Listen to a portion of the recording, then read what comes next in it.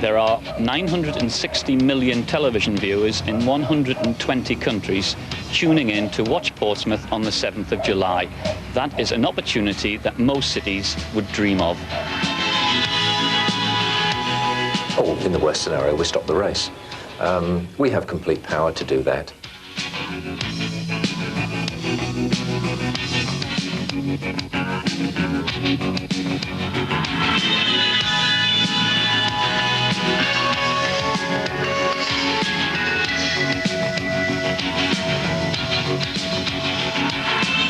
A big event. And for me, I mean, like I say, the fact that it comes to England is a dream come true, and I know I've got a lot of support down here in the southeast.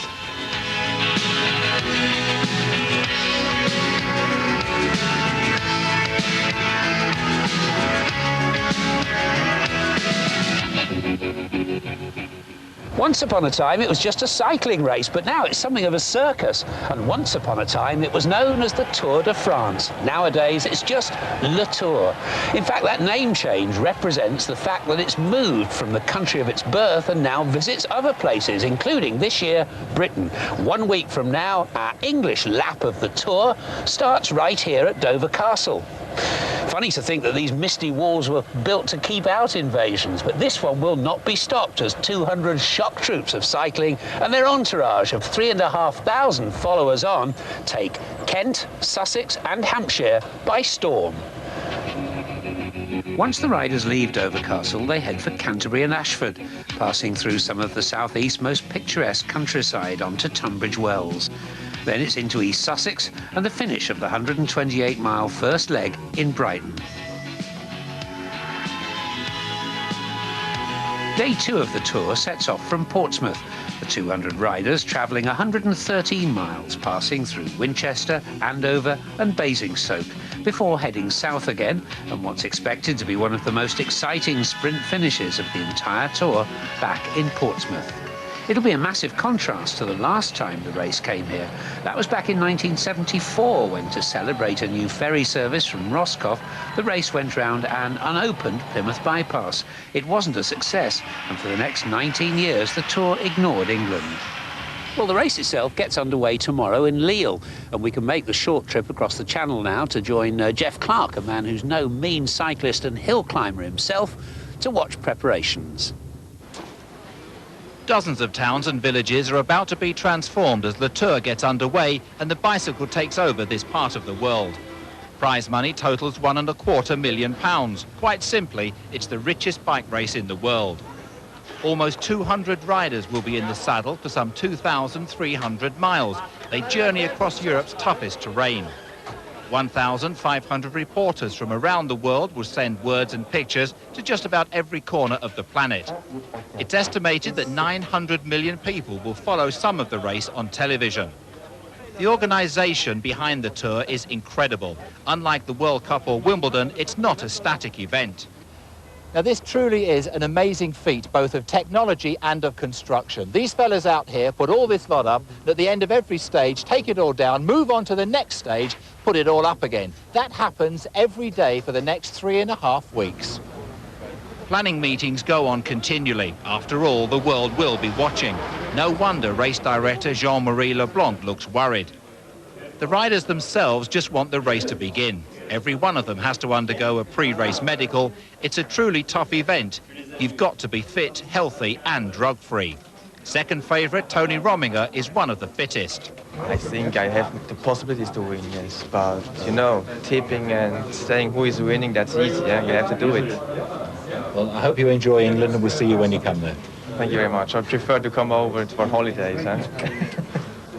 The man to beat is Miguel Indurain.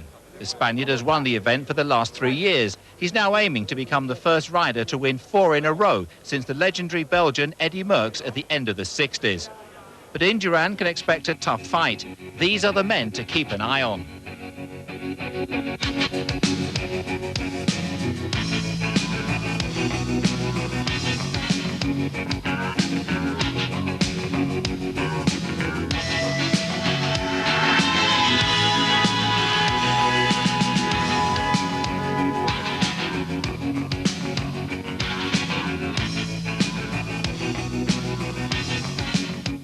While the two English stages will add a fascinating historical note to this year's tour, the riders and their big money backers know the event will be won and lost in the later stages. That's when these remarkable athletes face the supreme test of stamina. It all gets underway tomorrow with the prologue here in Lille. It's the equivalent of Formula One Grand Prix drivers doing their qualifying times to get a place on the starting grid. The tour caravan then heads north for those two legs in England. Back then to Cherbourg for the trek through Brittany, down through the Dordogne, into the foothills of the Pyrenees, across the Côte d'Azur and back up to the Alps before heading north again to the finish point in Paris via the Euro speed train from Lac Saint-Point. By the time they reach the Champs-Élysées, the riders will have been in the saddle for 22 long days. Rather them than me. Phil Liggett has been working on the tour now for 22 years. He'll be back on the mic once again tomorrow. All of the riders know that one good performance in any Tour de France, and they are literally in their sport made for life, even to win a stage, even to finish the race. The riders that we may never talk about. There are 189 riders in this race, and I guess there'll probably be 40 or 50 names I'll never mention in the 3 weeks. And yet if they finish and reach Paris, everybody in their own community and in their country will know of those guys, and they'll be heroes. And of course, if they're on the winning team, they'll also be very rich men. In around 15 hours' time, this square will see the start of the 81st Tour de France. Phil Liggett will be doing live commentary on Meridian on Wednesday afternoon. And wouldn't it be nice to think that Sean Yates from Sussex could be the first one across the line on the Brighton seafront? Of course, any army marches on its stomach, or in this case, pedals on its stomach. And that led to a bit of a problem. How do you convince all those French food lovers that British really is best? Well, there was a kind of catering road test that was held right here at Dover Castle. They won't be able to get The on symbol of an English country tea, the scone, served with lashings of cream and jam. Not the obvious fare for the world's top cyclist, maybe, but ideal food and drink for the 3,500 VIPs who follow every move of the race. The tour caterers wanted to provide an English flavour to their hospitality.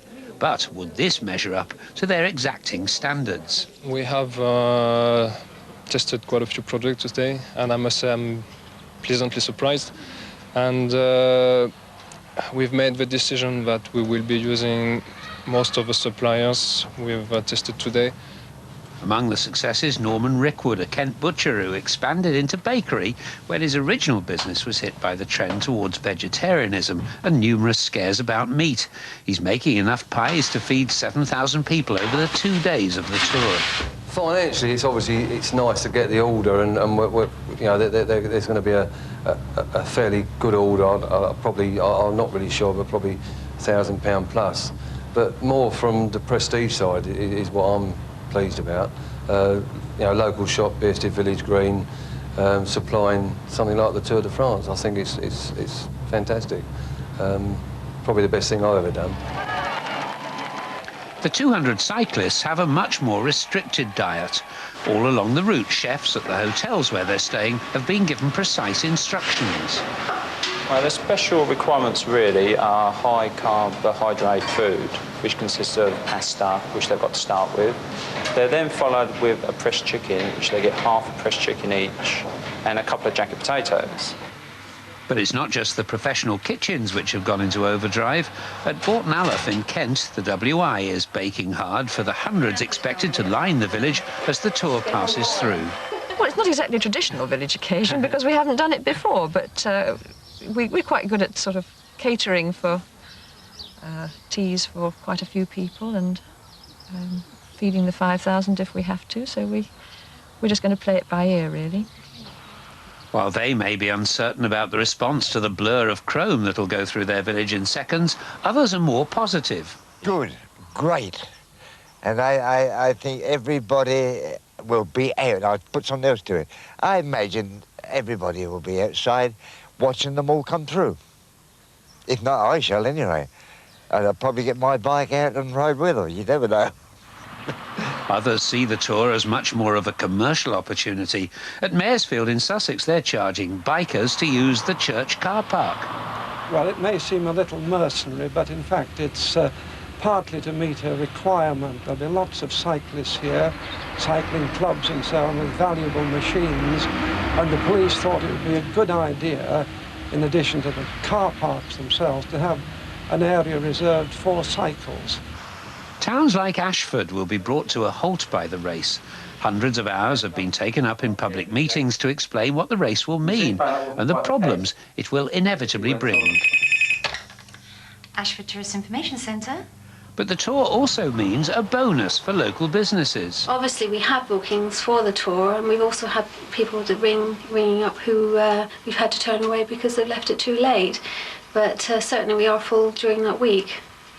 In the centre of town, traders meet to discuss the benefits of massive crowds boosted by local children being given the day off from school. We're now perhaps thinking that we've got several thousand children around the town, which we didn't actually believe we were going to have. So our activities, do we need to tweak any of our activities, or perhaps look at some of the ones more geared to children? But businesses also plan to give something away. In the specially constructed grandstand, they'll be entertaining favoured clients to a day at the races. Well, it makes good business sense. Apart from giving our clients a day out at this national or international sporting event, we found out, for instance, that one of our London customers is more than happy and delighted to come along because she is a cycling fanatic. And that's something that we didn't know about her before we sent the invitation. Once the tour has left Ashford, the next place it visits is here, Tunbridge Wells. And this is the setting for one of the special sprint stages, the so-called hotspots. Now, just to confuse you, while the overall leader of the tour, the wearer of the yellow jersey, is the rider who's completed the whole thing in the shortest possible time, the sprints are a separate competition within the tour. The first rider to cross the line in the sprint stage also gets a 6-second bonus. And make no mistake about it, it can mean success or failure. The leader in the sprint wears a green jersey. Hope that makes sense. Still to come on the tour guide, we'll be meeting the local hero who's one of Britain's great hopes in the race, and also finding out why police might have to step in and stop the tour.